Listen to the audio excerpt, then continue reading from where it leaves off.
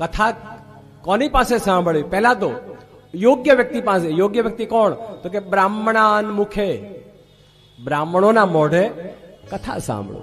ભગવાનનું મુખ એ બ્રાહ્મણ છે, હાથ એ ક્ષત્રિય છે, ઉદર પેટ એ વૈશ્ય છે અને પગ એ શૂદ્ર છે. એટલે એવું ના માનતા કે શૂદ્ર એટલે કોઈ નીચેની વ્યક્તિ કે શૂદ્ર એટલે જેવી તેવી જાતિ. આખા શરીરનો આધાર પગ જ છે. પગ ન હોય તો હાલી જ ન હોય કઈ જાય. એટલે આમાંથી એક કમ નથી. ઘણા એવું થાય કે આ બરાબર, પણ દરેકના કામ અલગ અલગ છે. કામ અલગ અલગ.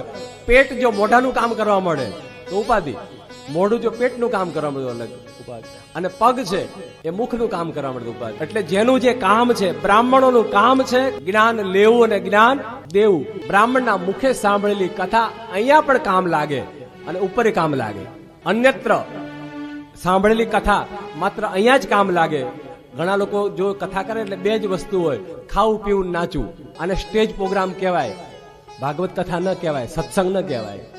કથાની કિંમત ત્યારથી ઘટી ગઈ. શાસ્ત્રમાં વર્ણન છે કે કલયુગ આવશે ત્યારથી કથાની કિંમત ઘટી જશે.